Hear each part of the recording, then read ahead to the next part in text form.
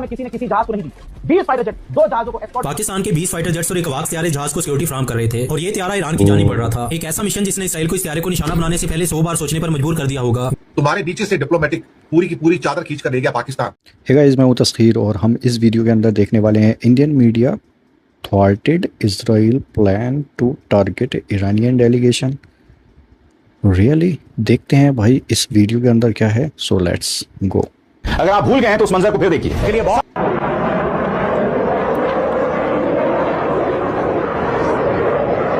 Israel Pakistan ने ईरानी वफ्द को निशाना बनाने की तैयारी मुकम्मल करके बैठा था। जब ईरान ने अपना बैकअप किया और वहां से निकलने लगे तो पाकिस्तान की इंटेलिजेंस को यह खतरा महसूस हुआ कि अब जब ये पाकिस्तान से डेलीगेशन ईरान की उड़ान भरेगी तो इजराइल इन्हें मार सकता है, कत्ल कर सकता है। जी हाँ, चारों साइड से नहीं बल्कि 6 साइड से कवर किया था। इधर भी फाइटर जेट, ऊपर नीचे भी फाइटर जेट, दाएं बाएं भी फाइटर जेट, आगे पीछे भी फाइटर जेट। पूरी तरह से ईरान की डेलीगेशन को सिक्योरिटी दी थी और ऐसी सिक्योरिटी दुनिया में किसी ने किसी जहाज को नहीं दी। 20 फाइटर जेट, 2 जहाजों को एस्कॉर्ट। पाकिस्तान के 20 फाइटर जेट्स और एक वाक त्यारे जहाज को सिक्योरिटी फ्राहम कर रहे थे और ये त्यारा ईरान की जानी पड़ रहा था। एक ऐसा मिशन जिसने इसराइल को इस त्यारे को निशाना बनाने से पहले 100 बार सोचने पर मजबूर कर दिया होगा। तुम्हारे नीचे से डिप्लोमेटिक पूरी की पूरी चादर खींच कर ले गया पाकिस्तान और दुनिया में उसने नाम कमा लिया। अल्टीमेट दुनिया का सबसे ईमानदार और सच्चा मीडिया क्या कह रहा है, आइए देखते हैं। कह रहा है ईरान युद्ध पर मोदी ले रहे सबसे बड़ा एक्शन, दुनिया हैरान। यही नहीं, आगे बहुत कुछ। पीएम मोदी ने घुमाया फोन, नेतन्याहू लेंगे फैसला। आगे ईरान के राष्ट्रपति ने एक बयान जारी। ईरान के एक सरकारी वफद के बारे में खुफिया इतलात आज सामने आई है कि इनके सफर के दौरान उन्हें निशाना बनाने की एक खतरनाक साजिश की तैयारी की जा रही है। इस मंसूबे पर इसराइल की जानिब से बनाया गया था, जिसका मकसद खिते में कशीदगी को मजीद बढ़ाना था। सूरत हाल की नजाकत को देखते हुए पाकिस्तान ने फौरी तौर पर कार्रवाई की। पाकिस्तानी फजाइया के जदीद जंगी त्यारे अलर्ट किए गए और ईरानी वफद को त्यारे को मुकम्मल सिक्योरिटी फराहम की गई। ये जंगी जहाज पूरे रस्ते में निगरानी करते रहे ताकि किसी भी खतरे का बर वक्त जवाब दिया जा सके। जैसे ही दुश्मन अनासर को पाकिस्तानी फजाई निगरानी का इल्म हुआ, इनका मंसूबा नाकाम हो गया और उन्हें पीछे हटना पड़ा। इस तरह एक बड़ा सानिया टल गया और ईरानी वफद बाहिफाजत तेहरान पहुँच गया। पाकिस्तान की बर वक्त हिकमत अमली, पेशा वराना महारत और अपने इत्तेहादी ममालिक के साथ मजबूत ताल्लुकात एक मिसाल के तौर पर देखा जा रहा है। इससे ये पैगाम भी मिला कि पाकिस्तान खिते में अमन और इस्तेहकाम के लिए अहम किरदार अदा करने की सलाहियत रखता है। नंबर बना रहा भाई, सच बता रहा हूँ तुम्हें, तो हम इस बात को नजरअंदाज नहीं कर सकते।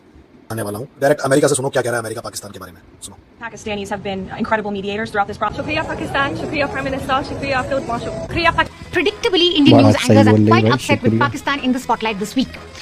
भारत बाप है, भारत बाप है। भारत बाप नहीं यार, माता है, माता। सुनिए इस रिपोर्ट को। बताया गया है कि जब अमेरिका और ईरान की डील नहीं हुई और चिढ़कर किलसकर अमेरिका का वाइस प्रेसिडेंट जेडी वेंस वहां से निकल गया, उसके बाद कई घंटे के बाद जब ईरान ने अपना बैकअप किया और वहां से निकलने लगे तो पाकिस्तान की इंटेलिजेंस को यह खतरा महसूस हुआ कि अब जब ये पाकिस्तान से डेलीगेशन ईरान की उड़ान भरेगी तो इजराइल इन्हें मार सकता है, कत्ल कर सकता है। जी हाँ, जिसके बाद पाकिस्तान ने अपने 20 फाइटर जेट और खतरनाक सिक्योरिटी जासूसी वाला अर्ली वार्निंग जहाज साथ में भेजा जो आगे उड़ रहा था और ईरान की डेलीगेशन के जहाज को चारों साइड से नहीं बल्कि 6 साइड से कवर किया था। इधर भी फाइटर जेट, ऊपर नीचे भी फाइटर जेट, दाएं बाएं भी फाइटर जेट, आगे पीछे भी फाइटर जेट।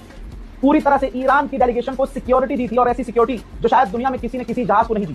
20 फाइटर जेट, 2 जहाजों को एस्कॉर्ट करके, वो भी अर्ली वार्निंग सिस्टम के साथ तेहरान उतरे। यही वजह है कि जब तेहरान पाकिस्तान की डेलीगेशन गई तो फिर पाकिस्तान को वही इज्जत मिली जो एक दोस्त को देनी चाहिए।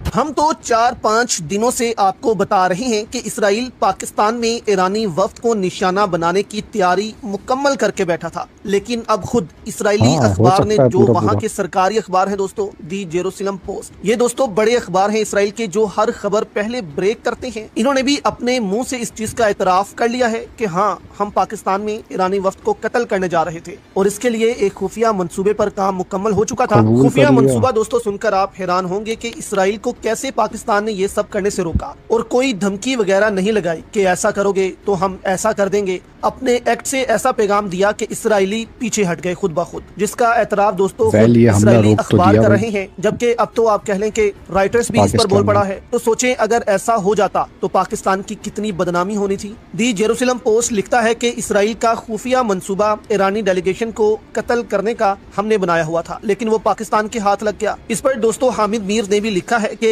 ऐसी क्या हरकतें की जेडी वेंस ने जिससे पाकिस्तान को इसराइल के खुफिया मंसूबे का पता चल गया था। हामिद मीर ने दोस्तों क्या रिपोर्ट किया है और इसकी खुद भी तस्दीक कर दी है कि हाँ इसराइल ने ये मंसूबा बनाया था। दी जेरूसलम पोस्ट लिखता है कि इसराइल ने मंसूबा बना लिया था, लेकिन पाकिस्तान की एयरफोर्स ने इसको एकदम से नाकाम कर दिया जब उनके 2 दर्जन से ज्यादा जो हैं वो त्यारे JF-17 और J-10C, उन्होंने 2 दर्जन नाम लिए हैं, यानी कि तकरीबन आप कह लें कि 24 त्यारे जो हैं वो हवा में मौजूद थे। उन्होंने कहा उनका एक जो रडार सिस्टम है जहाज जो कि नेविगेशन का काम करता है, सर्विलेंस का काम करता है पूरी एयर कॉरिडोर में, वो भी वहां पर मौजूद था। तो जब इसराइल ने देखा कि ये सब कुछ पाकिस्तान सिक्योरिटी दे रहा है तो फिर इसराइल जो है वो पीछे हट गया, क्योंकि उस दौरान अगर इसराइल जो है हमला कर देता इन त्यारों पर तो जाहिर सी बात थी कि पाकिस्तान ने जवाब देना ही देना था, और जहां से ये अटैक होने थे पाकिस्तान ने फिर वहां पर अटैक करना था, क्योंकि पायलट्स को जो है वो हुक्म था कि जहां से भी अटैक होना है आपको मालूम हो जाना है कि अटैक कहां से हुआ, सारी इन्फॉर्मेशन आपको मिल जाएगी, बस आपने वहां जाकर अटैक कर देना है। जिस वजह से इसराइल जो है वो पीछे हटा और पाकिस्तान का मंसूबा कामयाब हुआ। इस पर हामिद मीर कहते हैं मैं बहुत वसूख से बता रहा हूँ, अमेरिका और ईरान के दरमियान मुज़ाकरात कामयाब हो चुके थे और वो मुआहदे पर दस्तखत करने वाले थे। जब ट्रंप को JD वेंस ने बताया कि सब तय आ गया है तो इसने दस्तखत करने से मना कर दिया और अमेरिकन जो डेलीगेशन है उसको वापस आना पड़ा, ईरानी वहीं बैठे रहे। यानी कि मंसूबा ये था कि अभी जो है ईरानी डेलीगेशन को वापस भेजो ताकि इसराइल जो है वो हमला कर सके। ये इसराइल का दोस्तों मंसूबा था, लेकिन इन हरकतों से पाकिस्तान को पता चल गया और पाकिस्तान ने जवाबी कार्रवाई की।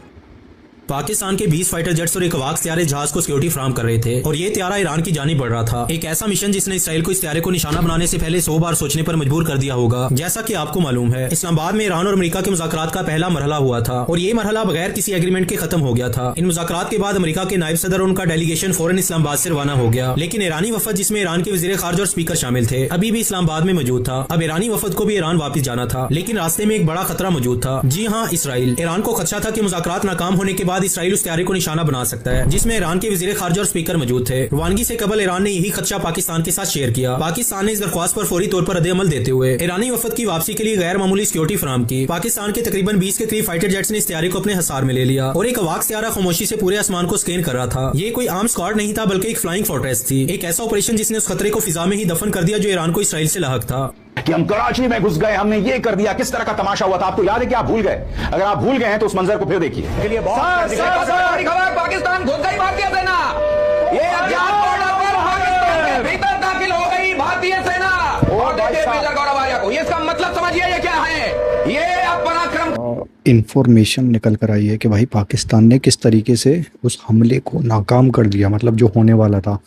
एंड नो डाउट हमने बहुत सारा कुछ सुना कि इतनी सारी सिक्योरिटी और ये JF-17 एंड ये सारा कुछ लगाने की क्या ज़रूरत थी उनकी सिक्योरिटी में। तो ज़रूरत थी, अब पता चल रहा है भाई, हमें भी अब पता चल रहा है कि भाई ज़रूरत थी। ये ज़िम्मेदारी बनती है, पाकिस्तान की सिक्योरिटी देने की ज़िम्मेदारी बनती थी, क्योंकि वहाँ पर डेलीगेशंस आ रहे थे और वहाँ पर पीस टॉक होना था, तो पाकिस्तान को ये करना था। लेकिन ये थ्रेट के दौरान और तगड़े तरीके से और इतने ज़बरदस्त तरीके से सिक्योरिटी दी गई, और मतलब इजराइल ने खुद कबूला है कि हाँ वो हमला करने वाले थे, अटैक करने वाले थे। तो आप सोच सकते हो कि उस चीज़ को नाकाम करने में कितनी तगड़ी सिक्योरिटी लगाई पाकिस्तान ने, दिमाग, मेहनत और ये सारी चीज़ें लगाकर उस हमले को नाकाम कर दिया। मतलब उसने हाथ पीछे खींच लिए कि भाई मैं नहीं कर पाऊंगा हमला, क्योंकि उसने इतनी तगड़ी सिक्योरिटी दे रखी है। भाई पाकिस्तान ने सिक्योरिटी देना बनती थी, क्योंकि अगर सीन कुछ हो जाता 19-20 का तो पाकिस्तान का नाम थोड़ा नहीं काफ़ी बदनाम हो जाता कि भाई वहाँ पर डेलीगेशंस गए थे, वहाँ पर अटैक हुआ। तो इजराइल ने पूरी साजिश तो की थी, पाकिस्तान का भी नाम ख़राब होता है इसमें कि भाई वहाँ पर गए थे, अटैक हुआ। भले ही वो उसमें कुछ भी होता, भले ही उस अटैक के बाद पाकिस्तान उसकी तबाही कर देता मार कर, लेकिन कहीं ना कहीं नाम तो बदनाम होता। लेकिन उस चीज़ से पहले ही निपट लिया पाकिस्तान ने।